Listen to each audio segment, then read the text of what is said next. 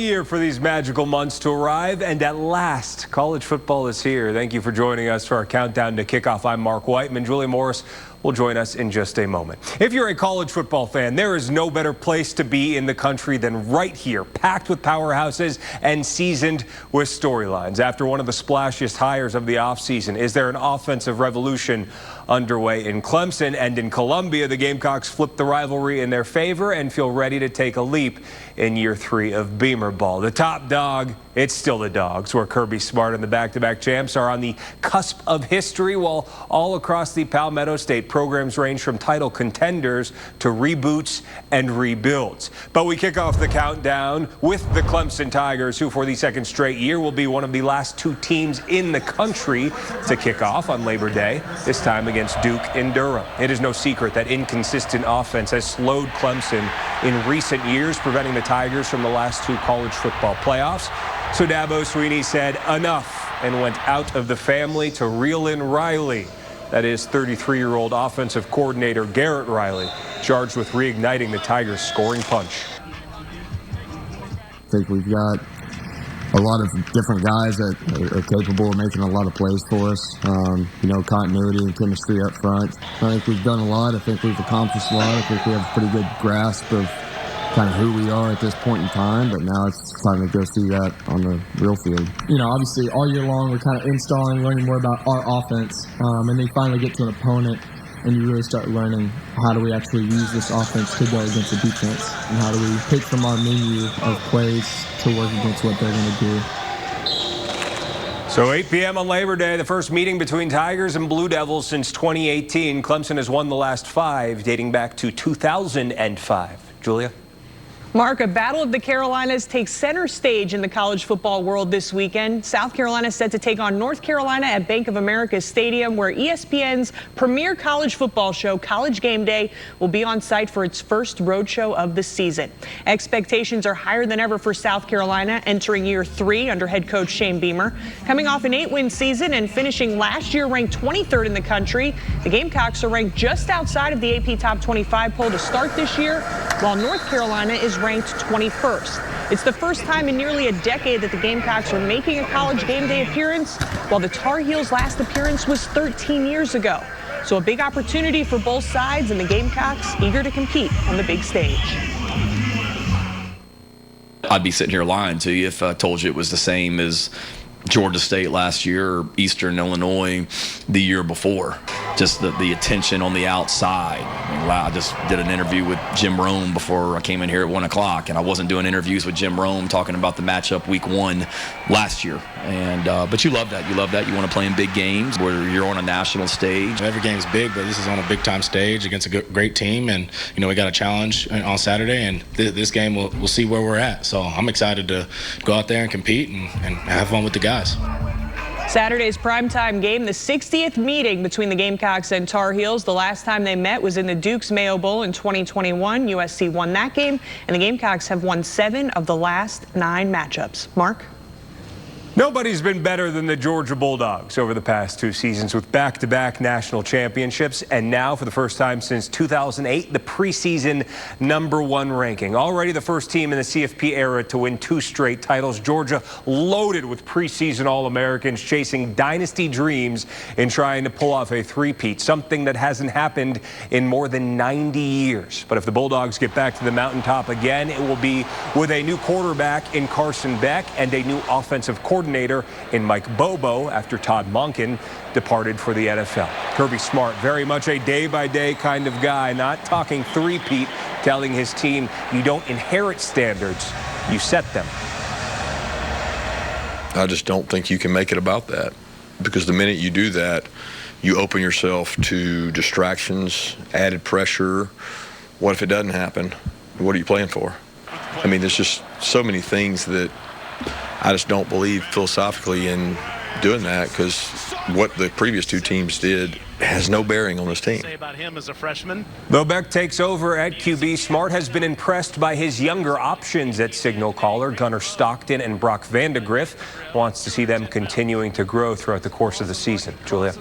Mark, Smart said Beck won the job because he believes the junior is one of the smartest quarterbacks he's ever been around. Beck hasn't started a game since high school, but he's ready to embrace the pressure that comes with his new role. I mean, obviously it means a lot. I've put in a lot of time, work, effort. I mean, I've been grinding the past 4 years, and to finally, see that come into fruition and pay off, it's obviously a really exciting time. Beck and the Bulldogs open their season Saturday night against Tennessee Martin. That game will start at 6 in Athens.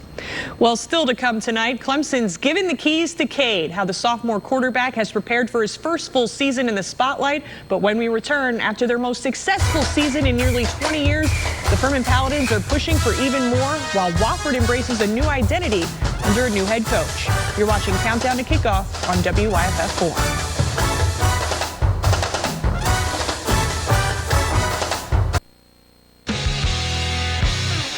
We turn our attention now to the SoCon, and what a difference a year makes. Last August, external expectations pegged the Furman Paladins as a middle-of-the-pack conference contender. This August, the Paladins march into the campaign as legit national champion contender, ranked 6th in multiple FCS polls. And why shouldn't they be? Furman reached 10 wins last fall for the first time since 2005 and were among the final 16 teams standing in the FCS playoffs. And then they brought back 20 starters, including 6th-year senior quarterback Tyler Huff, who set the school's single-season rushing record for a QB. But for all they achieved and all they returned, Furman feels it's ring or bust this time around.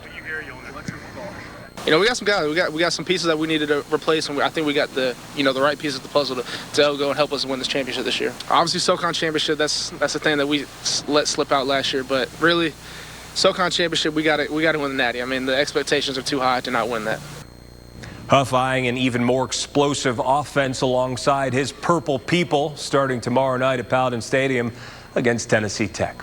And not too far from Furman, North Greenville, one sleep away from their opener too. The Crusaders finished a disappointing 4-7 a year ago, but head coach Jeff Farrington is optimistic thanks to senior standouts like safety Fred Billy, a former D2 national champion at West Florida, who impacted the Crusaders last year and knows a winning team when he sees one. From last year, we let a lot of games slip out of our hand. We just focusing on finishing and getting the job done because, this year is a wide open year in the GSC. So I feel like we got the pieces to get the job done. Whether it's 2016, 2015, 2022, each year's a new year. It's 2023. And we had a good winter. We had a good group here this summer and worked really hard and off to a good start in camp. NGU will again entrust the offense to quarterback Dylan Ramirez. The former Broome standout was Conference Freshman of the Year 3 times last season. NGU traveling to the Low Country for tomorrow's 6 p.m. game at Charleston Southern. Julia. Mark, in Spartanburg, Wofford is hoping a new head coach provides a spark that gets the program back to its winning ways. After winning at least 8 games for 4 straight years from 2016 to 2019, the Terriers have not had a winning season since. Sean Watson is entering his first full season as the Terriers head coach after guiding the program to 3 wins in 6 games as interim last year. Under his direction, the Terriers made major improvements on the offensive end. Wofford averaged less than 8 points per game in its first 5 games in 2022, but averaged 30 once Watson took over. Now the Terriers say they're ready to build on Coach Watson's high-powered offensive attack. With Coach Watson, our culture is completely different, and we just implement that. My class implements it, and we just leave the place better than we found it, and it'll just continue to get better. We've got a good core of receivers.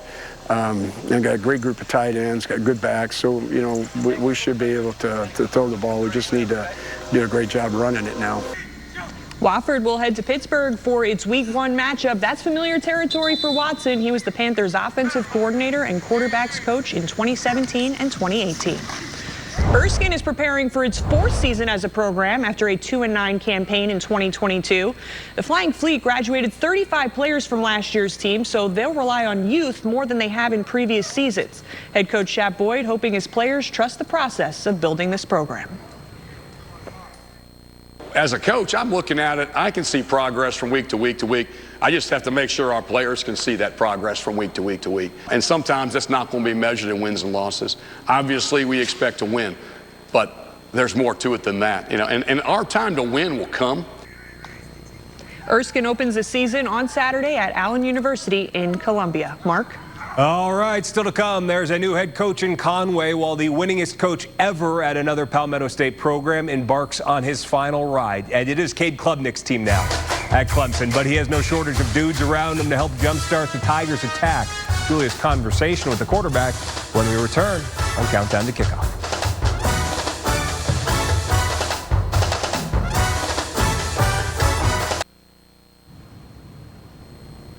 Welcome back to Countdown to Kickoff. No player on Clemson's roster this year is under more pressure to perform than first-year starting quarterback Cade Klubnik. Last year, the Tigers were ranked 75th in the country in plays of more than 50 yards. This year, they're counting on Klubnik to get them back to their explosive ways. What do you think will be the biggest difference with the offense that we see this upcoming season? We're going to have a lot of playmakers, and we're going to make ways to get playmakers the ball. Just a lot of explosive plays, but also, you know, like Coach Riley likes to call it a dirt raid. So we're going to be able to get Will Shipley and Phil off of the ball and trust in our offensive line. So Will Shipley, obviously a huge component of this offense, had a great season last year. What's Will like as a teammate? Oh, he's great. He's one of the best teammates I've ever had. Just somebody that he will literally die for the guy next to him. So he's just somebody that I can count on every single day, and he is the most competitive person I've ever met. You mentioned getting playmakers the ball. Historically, we've seen Clemson have a ton of big playmakers at wide receiver. You know, wide receiver U, the nickname, the Mike Williams, the Justin Rosses. Who do you think can be that player from the wide receiver group this season? Yeah, I think we have three of them. I think we got three guys that are going to be lethal. They're going to be great guys on our program. We got Antonio Williams, who, you know, he's only gotten better since last season. Obviously had a spectacular freshman year. But then you got a guy like Bo Collins, who had a great freshman year 2 years ago and battled some injuries his sophomore year last year. But he's a guy that's just been working. It's just discipline and just is about his craft. And it's super excited for him. And you got a guy like Adam Randall, who really shocked us in spring ball the first couple weeks that he was with us. And then, you know, obviously he hurt his knee and then was out a lot last year. But looking healthier than ever, fast, lethal, explosive, can really do it all. Dabo Sweeney called Cade Klubnik a winner. Klubnik won 3 state championships at Westlake High School in Austin. And Mark, one thing that stood out to me during fall camp, Cade Klubnik was asked about his pregame routine, and he said he remembers a piece of advice that his high school coach gave him, which is dream the beautiful dream. Before every game, he envisions making every play, making every pass. He has a ton of confidence heading into this season. Yeah, it's obviously advice that's worked out well for him, Julia. As you mentioned, those 3 state championships in high school, 2 of which he was the full-time starter for. This kid has won everywhere he has ever been. And of course, we saw him provide a little bit of a spark last year in specific games. Syracuse, the ACC championship game against UNC. But this is totally his team now, no question about it. He is more confident. He's in command. He bulked up, added muscle to his frame this offseason. And we know about the talent around him. And Julia, as we've mentioned with Garrett Riley, I think this new offense, it's going to suit him better. He actually said earlier today that the simplicity in Riley's offense reminds him in some ways of what he was doing in high school. So I think this is a guy who is prepared to take the next step for the Tigers this season. And what really stands out, I mentioned earlier Clemson being ranked 75th in the country in plays of 50 yards or more. Well, TCU was ranked 1st in the country, Mark, and that, of course, was under Garrett Riley. So I'm really interested to see how Cade Klubnik does under Riley's scheme. And another thing that stood out to me, Dabo Sweeney said that Klubnik bounces back so quickly after mistakes, reminds him of Deshaun Watson in that way. So I think that'll be huge for him too. Young quarterback, ton of confidence, not afraid to make a mistake and then bounce back. Yeah, that is high praise, and all the expectations are in Cade Klubnik to see if he can really start to unlock this Clemson Tigers offense with a new offensive coordinator. Exciting times indeed for the Tigers. And of course, you mentioned the pressure riding on Klubnik this year. No question, the same goes for Spencer Rattler in Columbia. Both of these guys possessing full confidence heading into the biggest season of their respective football careers. I think that we have an energy and a joy for the game that I haven't seen since I've been here. There's a different buzz around Clemson's building and a newfound swagger for their scoring unit, starting with the quiet confidence emanating from their sophomore QB. He's done a great job of really, asserting himself as the leader and, just responding to whatever situation we put him in out here. I think he just has the confidence and the comfort level now with himself, knowing what we're about, knowing what we're after, knowing what it's supposed to look like. I mean, he can certainly hold people accountable. He's not afraid to do that. The nation's top quarterback commit in the class of 2022 will shoulder the pressure of being the man, backed by the belief of his teammates. We got the best quarterback in the conference, right here with Cade, and just the way he carries himself and the plays he's been making, the passes he's been throwing, the reads he's been making, looking guys off. He's just developed so much. Those expectations are brand new for Cade Klubnik in college, but they've been ever present for Spencer Rattler. He's a year older. He's more confident. We've tried to make some changes to the offense to allow him to play the way that he likes to play, and he just continues to get better. Following his torrid finish last fall, Rattler himself, a former top quarterback commit, enters what everyone anticipates will be his final college season, emboldened by South Carolina's new scheme and new OC, Dowell Loggins. This is a really talented player that we want to have command and that we want to have ownership, and we want him to be the absolute undoubted leader of the offense, which he has become. Just excited to run this offense for the first time, getting hit, doing all those things on Saturday. So, I got complete trust in Dowell. I know he has it in me. How Rattler rolls, how Klubnik grows, will ultimately shape the season ahead for the Palmetto State rivals, armed with supremely talented quarterbacks ready to aim for it all.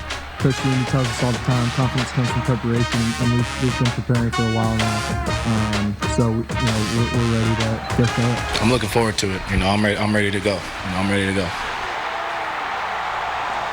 Cannot wait to see those guys on the field. All right, let's turn to the Limestone football team, which had not won more than 5 games in its 9 seasons before last year. But former NFL player Mike Furry injected new energy into the program in his second stint coaching the Saints. They won a program best 8 games and advanced to the NCAA D2 playoffs for the first time last year. They're reaching for bigger goals this fall, and in Furry's view, reaching the postseason isn't going to cut it.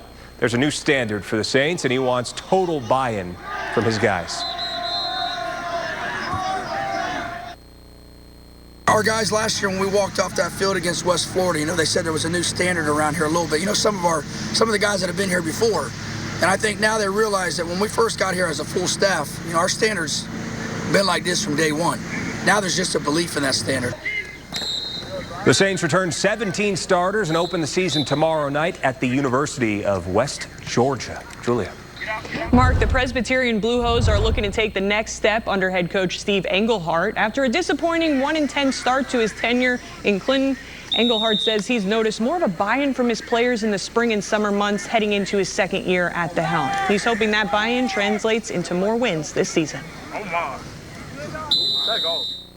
I think they know who I am. I think they know what I expect and the standards, not just with me, but with our entire organization and how we try to handle things. So, it's easier this year because the new guys, have something to look to because the older guys have been here for a year. He always talks about pulling rope and, through adversity and make sure everybody's going in one direction. And that's a big thing, whether that's in life or whether that's on the field. Presbyterian opens the season on Saturday at Murray State, and the Blue Hose's home opener is September 9th against Virginia University of Lynchburg. Well, still to come, one final ride for a South Carolina coaching legend, and there's a new coach down at the beach who has a star quarterback to lean on as he takes over Coastal Carolina's program. We wrap up our Countdown to Kickoff special on the other side of the break.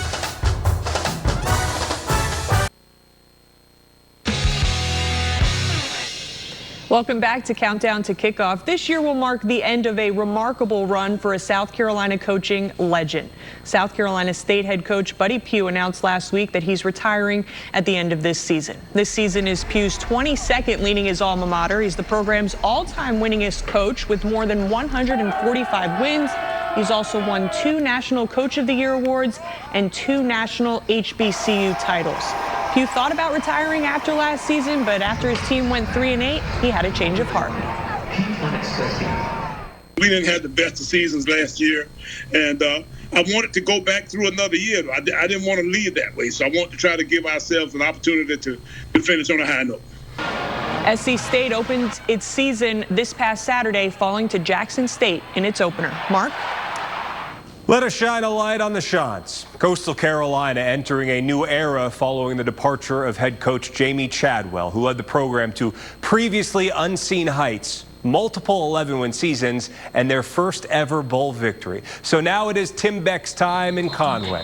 The 57-year-old earning his college football head coaching opportunity after spending the last 3 years as offensive coordinator at NC State. But even in a new beginning, they'll still be able to lean on 3-time Sun Belt Offensive Player of the Year, Grayson McCall, who returns for his senior season in Conway. He's definitely the key to Coastal. I mean, right? Let's just call it what it is. I mean, his leadership, his playmaking ability. So we just got to be smart in how we use him, what we do, what we call. He's had a great offseason. He's put on 20 pounds. He's looks good, feels good. Tells me it's the best he's felt probably since high school. Not many players in the nation more fun to watch than that guy. McCall has scored 94 touchdowns over the past 3 seasons. He and the Shants open up with a tough one out west at the Rose Bowl against UCLA. And just like that, the college football season is here. Thanks so much for watching Countdown to Kickoff. And remember, WYFF 4 is where you can turn for complete coverage of college football in the Carolinas and Georgia all season long. For Julia Morris, I'm Mark Whiteman. Have a great night and enjoy the college football season.